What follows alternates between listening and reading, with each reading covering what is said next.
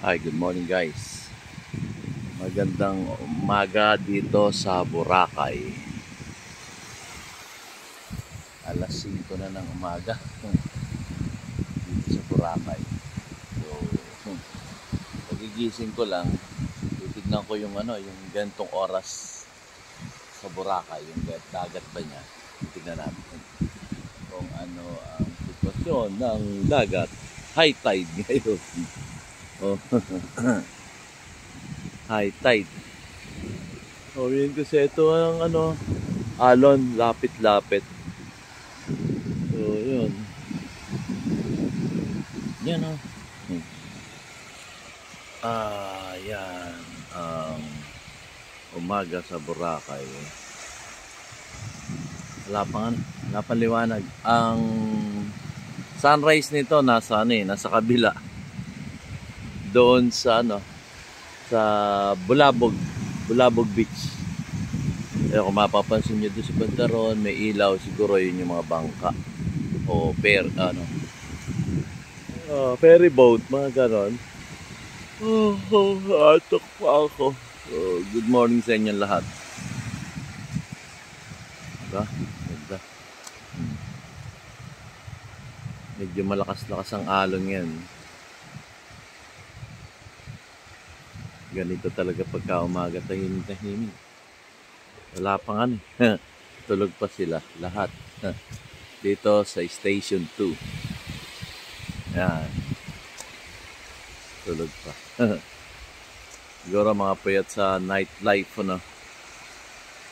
yung nightlife.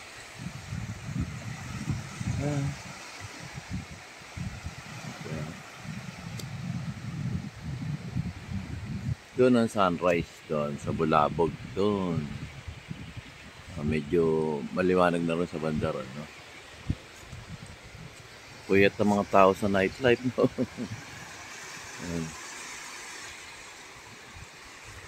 Morning po. Yan.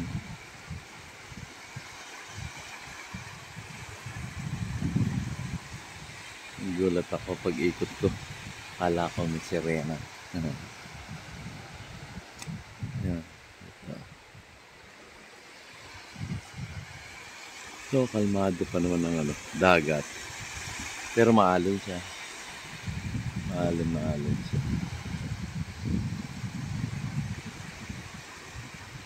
Yan.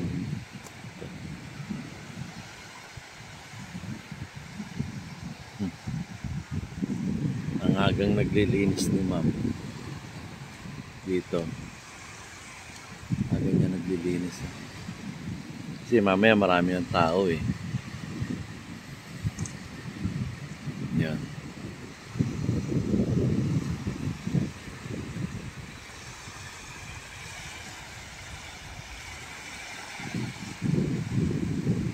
Yan. Ito ang sitwasyon dito sa Boracay sa umaga, no?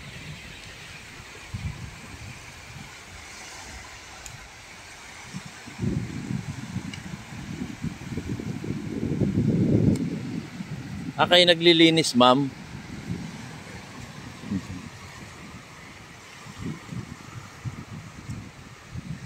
Today nagano na yung mga basura lang ang kinukuha nila. Pero yung mga damo-damo nang galing sa dagat, area na yan, matutunaw na raw yan sa buhangin. Yan. So kahapon galing tayo ng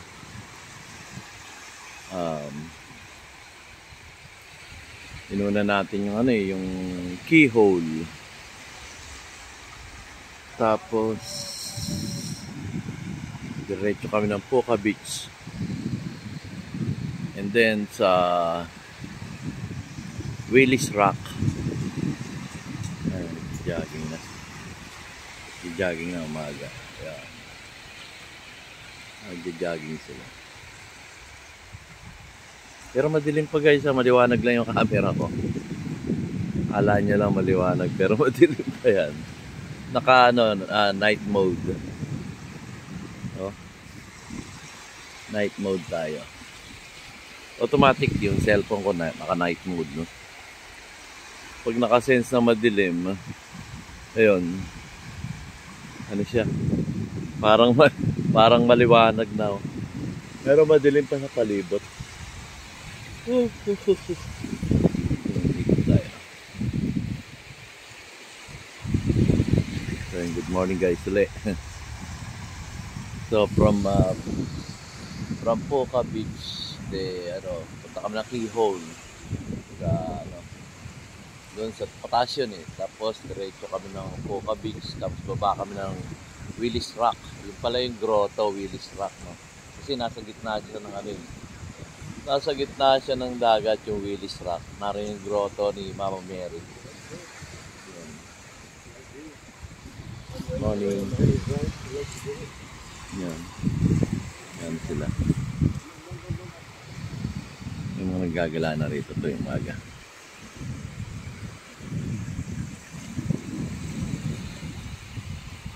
So yung Willis Rock doon pa siguro mga ano yan, mga 1 kilometer, 1 km, gano'n.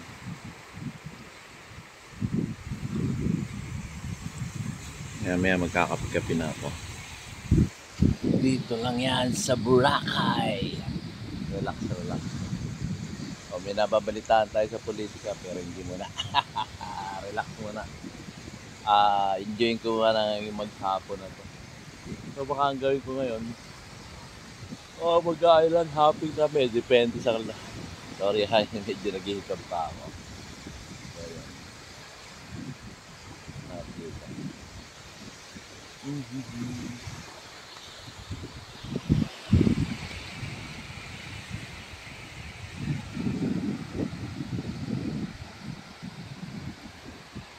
Yan, daming ano tayo ng konti sa dagat. May basura nga, nakaapak ako ng mga plastic. Ayan, doon. Lapit ng Agos. Ayan, may mga basura nga.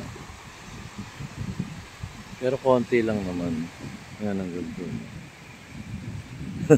Pag tumitingin ako sa camera ko, akala ko ang liwanag na naka night mode pala. Ayan.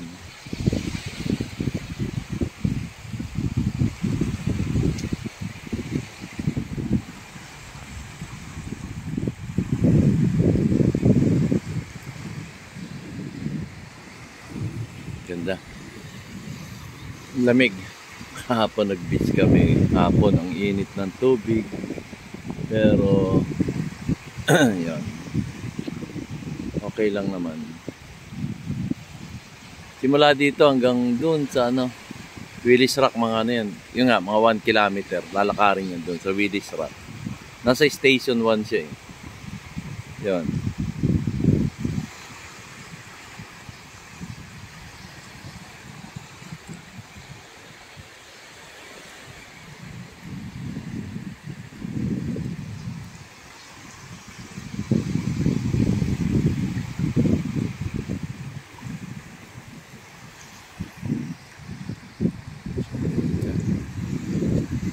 Sige, mag-jogging dito, walking, ganun. Dito lang yan sa Boracay. Manukuhan na yung mga basura, mga plastic, ganun. Mga plastic.